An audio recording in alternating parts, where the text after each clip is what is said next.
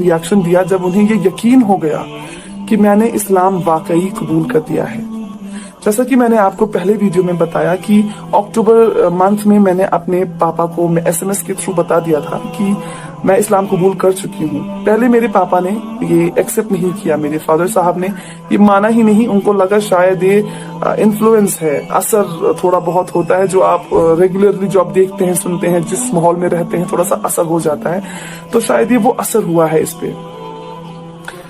लेकिन मैं अपने डैड को सीधे बोलती रही, पापा मुझे किसी चीज का असर वसर नहीं हुआ है, मैं इन्फ्लुएंस में नहीं हूँ, मैं सच में इस्लाम कबूल कर चुकी हूँ और मैं इस्लाम नहीं छोड़ूंगी।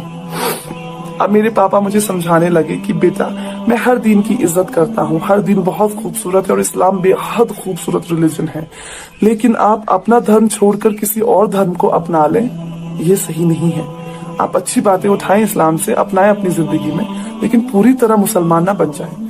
मैं अपने पापा से कहती रही, नहीं, मुझे इस्लाम में ही रहना है पापा, मैं इस्लाम नहीं छोड़ूंगी चाहे कुछ भी हो जाए। 12 अक्टूबर 2012 जो मेरे पापा के साथ आखिरी बात हुई है, माफ कीजिएगा अगर थोड़ा बहुत रो दूंगी मैं, क्योंकि जब भी इस बारे में बात करती हूँ, जब भी याद आता है, क्योंकि मेरे पापा और मैं बहुत मजबूत रिश्ता होता है बेटी और फादर का। खासकर बेटियां अपने फादर से ज्यादा लगाव रखती हैं, मेरे साथ भी कुछ वैसा ही था। तो 12 अक्टूबर 2012 को पापा ने मुझसे कहा, बेटा वापस आ जाइए, छोड़ दीजिए इस्लाम। और मेरा जवाब यही था कि पापा, मैं आपसे कहती हूँ, आप पढ़िए इस्लाम, सिर्फ कुरान पढ़ लेने से नहीं, उसे समझने। बिस्मिल्लाहिर्रहमानिर्रहीम। अस्सलाम वालेकुम। उम्मीद है आप खैरियत से होंगे। मैं आपको मिशाल खान चैनल में खुशामदीद कहता हूँ। आज का जो टॉपिक है, इस बहन ने इस्लाम कबूल करने के बाद इनके घर वालों ने इनके साथ क्या सलूक किया, तो आइए इनकी ज़बानी सुनते हैं। दिल से समझने से, उस नफरत से ना समझें कि इस्लाम ने मेरी बेटी को ले लिया, नहीं। पढ़े कि इसमें ऐसा क्या था कि मेरी बेटी सब कुछ छोड़ने को तैयार है इस्लाम की खातिर। पापा ने आखिरी सवाल किया मुझसे, क्या ये आपका आखिरी फैसला है? मैंने कहा, जी पापा, ये मेरा आखिरी फैसला है, मैं इस्लाम नहीं छोड़ूंगी। और मेरे पापा ने फोन काट दिया। अगले दिन बहन से फोन आया और पता चला कि जैसे ही पापा ने पिछले दिन मुझसे बात करने के बाद फोन काटा, पापा जमीन पे गिर पड़े हैं। पापा को हॉस्पिटल लिया गया है, पापा एडमिट रहे हैं वहां। 1 साल तक मेरे पापा ने कुछ खाया नहीं, कुछ पिया नहीं, ग्लूकोज पे रहे हैं वो। न जाने अल्लाह की क्या रहमत थी, अल्हम्दुलिल्लाह वो जिंदा रहे। और 1 साल पूरा किसी से बात नहीं की उन्होंने, किसी से भी बात नहीं। यहाँ तक कि जो उनकी हमसफर मेरी माँ है, उनसे भी कुछ नहीं कहा। वो सिर्फ मेरा नाम लेते थे और जैसे ही मेरा नाम लेते थे उनकी आंखों से आंसू गिरते थे। मेरी माँ मुझे मनाती रही, बहुत मनाती रही। मेरा भाई रोता रहा, गिड़गिड़ाता रहा मेरे सामने नहीं, फोन पर, और कहता रहा, दीदी मैं अपनी पगड़ी उतार के तुम्हारे पैरों पे रखता हूँ, हमें कत्ल नहीं करो, वापस आ जाओ। मैं जवाब कुछ नहीं दे पाती थी, मैं सिर्फ रोती थी, दिन रात रोती थी। और इससे पापा को पता चलने के बाद, पापा ही वो थे जो कमाते थे घर में, मेरे पैसे जो पापा मम्मा मुझे खर्चा भेजते थे वो बंद कर दिया गया। आप सोचे, इतना बड़ा शहर बेंगलुरु, उसमें मैं एक अकेली लड़की, और पैसे बंद कर दिए घर वालों ने। न खाने को पैसे हैं, ना जिस कमरे में रहती हूँ वहां पे करने के लिए रेंट। आखिरकार धीरे धीरे बहन ने बात बंद की, भाई ने बात बंद की, माँ कोशिश में लगी रही कि शायद ये मेरी बात मान जाएगी और वापस आ जाएगी। माँ ने भी बात बंद कर दी जून 2013 में।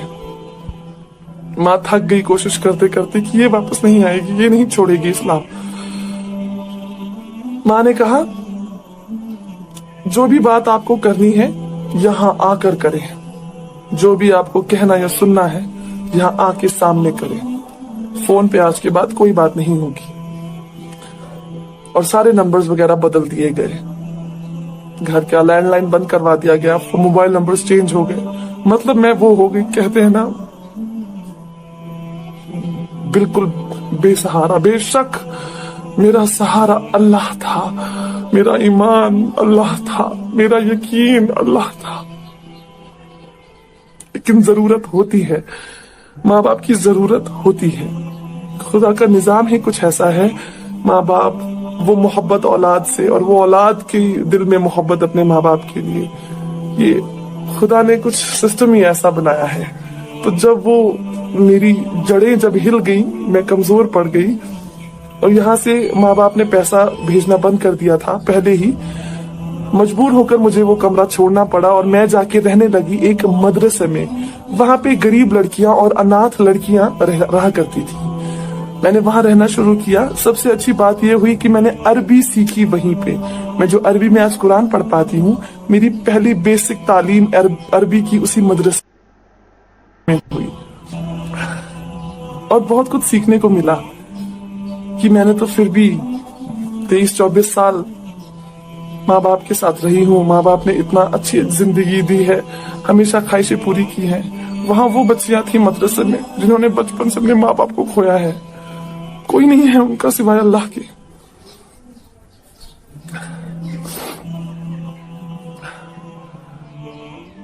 आखिर माँ बाप के साथ बिल्कुल बात बंद हो चुकी।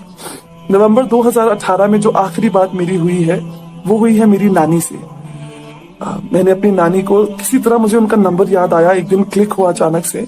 मैंने जल्दी से वो डायल किया तो नानी ने ही उठाया। नानी से बात हुई, बेहद खुश हुई नानी मेरी आवाज सुनकर।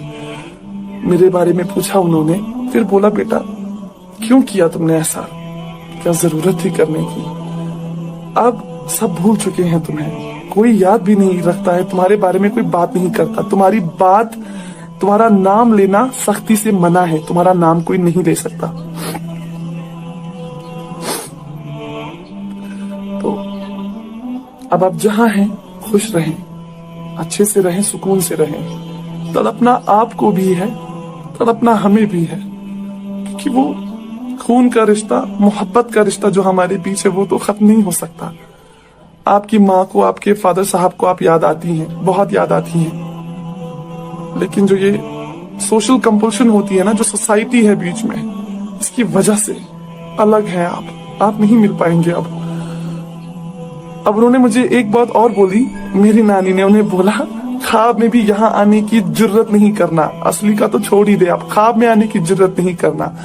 आपके घर वालों को तो छोड़ दे, बाकी जो है आपके रिश्तेदार आपको इतने टुकड़े करेंगे कि आपको ये नहीं पता चलेगा, किसी को पता नहीं चलेगा कि ये फातिमा जी गई कहाँ। तो खैर नानी से थोड़ी सी बात हुई, लेकिन अल्लाह को मंजूर था शायद कि मेरे जो मामा के बेटे हैं, उन्होंने नानी का फोन वगैरह चेक किया, मेरा नंबर ट्रू कॉलर पे देखा तो उन्हें पता चला ये मेरा नंबर है। तो नानी को भी थोड़ी सी सख्ती देखनी पड़ी। और फिर नानी ने एक और फोन किया मुझे कुछ सेकंड्स का और बोला, बेटा मुझे आज के बाद फोन नहीं करना, इनको पता चल गया है कि मेरी आपसे बात हुई थी। खैर फिर कुछ साल, 1-1.5 साल पहले ही मैंने अपनी जो मेरी बहन है उनका फेसबुक अकाउंट से उनकी फ्रेंड को मैंने मैसेज किया। बहुत रिक्वेस्ट करने के बाद उनसे नंबर लिया, उनसे बात की। उनको ये यकीन नहीं आ रहा था कि मैं मेरी बहन ही हूं या मैं कुछ अलग इंसान बात कर रही हूं, क्योंकि हमारी आवाज सेम है। उन्होंने मुझे बताया कि दीदी हमें तो पता ही नहीं है कि आप कोई बड़ी बहन भी हैं। हमें ये पता है कि वो है भाई है एक, मतलब मेरी छोटी बहन है, भाई है, लेकिन कोई ये नहीं जानता है कि इन दोनों की बड़ी बहन भी है। कोई नहीं जानता है। 6 साल में ऐसा खत्म कर दी गई है मेरी एग्जिस्टेंस वहां से। मुझे कोई अफसोस नहीं है, अल्हम्दुलिल्लाह। ये शायद हक है उनका ये करने का। वो जितनी सख्ती करेंगे ये हक होगा उनका। और मैं कभी शिकायत नहीं करूंगी कि नहीं आपने ऐसा क्यों किया, आपने मेरा नाम लेना क्यों छोड़ा, या आपने मेरी एग्जिस्टेंस खत्म क्यों की। क्यों नहीं बताया लोगों को कि मैं आपकी बड़ी बेटी हूं? नहीं, मुझे कोई अफसोस नहीं है। उनके रिलीजन का मेंबर होने के हिसाब से मैंने बहुत गलत किया है, उनके लिए बहुत बहुत गलत किया है। वो कहते हैं ना कहावत की, जीते जी मार डालना, कुछ वैसा ही किया है मैंने उनके साथ। मुझे पता है मैंने गलत नहीं किया, ये मेरा दिल जानता है, मेरा अल्लाह जानता है कि अपने अल्लाह के लिए ही मैंने सब कुछ छोड़ दिया, सब कुछ छोड़ दिया। ये बातें उन्हें तब तक समझ नहीं आएंगी जब तक अल्लाह की रहमत उन पर नहीं होगी, उनके दिल नहीं खुलेंगे, उनके कानों से पर्दे नहीं हटेंगे। तब तक जब तक उनको ये बात समझ नहीं आएगी इस्लाम के बारे में, अल्लाह के बारे में, हमारे नबी सल्लल्लाहु अलैहि वसल्लम के बारे में, तब तक नामुमकिन है कि वो मेरी सिचुएशन को समझेंगे। मुझे कोई शिकायत नहीं है किसी से भी।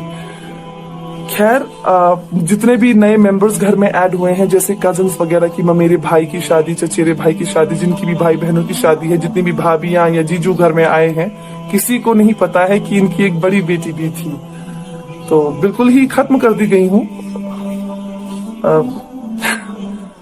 आप लोगों से कहना चाहती हूँ कि अगर आपके पास आपके माँ बाप हैं, जिंदा हैं, आपके वालिद हैं, आपकी माँ है, आपके साथ है, वो वालिदैन दोनों हैं आपके साथ, या शायद किसी और शहर में, किसी और देश में रहते हैं, अल्लाह के लिए कभी ऐसा ना करें कि उन्हें तकलीफ हो। ये ऐसा अनमोल तोहफा अल्लाह ताला ने आपको दिया है। बहुत खुश नसीब है अगर आपके पास दोनों हैं या एक भी है, बहुत खुश नसीब है, यकीन मानिए। ये ऐसा तोहफा है जिसके लिए आपने कुछ पैसे नहीं दिए। आप जाते हैं ना दुकान पे, आप जब पैसे देते हैं तभी कोई तोहफा खरीद सकते हैं किसी को देने के लिए। अल्लाह ने आपको फ्री में दिया है। आप अपनी माँ से जन्म लेते हैं, माँ और जो पापा फादर साहब होते हैं, दोनों से बेहद मोहब्बत मिलती है, मोहब्बत में पले बड़े हैं आप। आपको क्या देना पड़ा उन्हें? कुछ भी नहीं। उन्होंने आपका ख्याल तब रखा जब आप बेसहारा थे, बिल्कुल बेसहारा। जब आप शायद खुद कुछ खा पी नहीं पाते थे, तब माँ ने आपको छाती से लगा के आपका पेट भरा है। जब आपको चलना नहीं आता था, आपके फादर साहब ने आपकी उंगली पकड़ के गिर गिर के चलना सिखाया है। आपकी स्कूल की फीसेस आप कैलकुलेट करने बैठेंगे ना, ताउम्र की आपको फीसेस कितनी लगी हैं, आपका दिमाग चकरा जाएगा कि आपके माँ और पापा ने कितना खर्चा किया है आपको इस तरह का इंसान बनाने के लिए। तो अगर आपके माँ बाप आपके पास हैं, करीब हैं, थोड़े दूर भी हैं, खुदा के लिए उन्हें बताएं कि आप उनसे कितनी मोहब्बत करते हैं। उन्हें बताएं कि वो कितना अहम हिस्सा है आपकी जिंदगी का। अगर वो दूर हो गए आपसे, दोबारा आपको मौका कभी नहीं मिलेगा उन्हें ये बताने का। तो जब तक जान है बता दीजिए, जब तक ये सांसें चल रही हैं उन्हें एहसास करवा दीजिए। इस्लाम में सुना है कि जन्नत माँ के पैरों के नीचे है, जिस जन्नत के लिए हम तलब रखते हैं। सारे रमजान हमने यही दुआ मांगी है कि या अल्लाह जहन्नम से दूर रखना और जन्नत में जगह देना, या अल्लाह जन्नत में जगह दीजिएगा। वो जन्नत माँ के पैरों के नीचे है। जरा उन पैरों को चूम कर देखिए, जरा उस माँ के हाथों को चूम कर देखिए, जरा उनकी दुआएं लेकर देखिए, आपको जन्नत मिल जाएगी। और जन्नत का दरवाजा आपके वालिद साहब, आपके फादर साहब। जब तक जन्नत का दरवाजा नहीं खुलेगा आप अंदर दाखिल नहीं हो सकेंगे। तो दोनों ही बहुत अहम हैं, बहुत जरूरी हैं। कद्र कीजिए इस तोहफे की जो आपको बिना कुछ पे किए बगैर मिला है।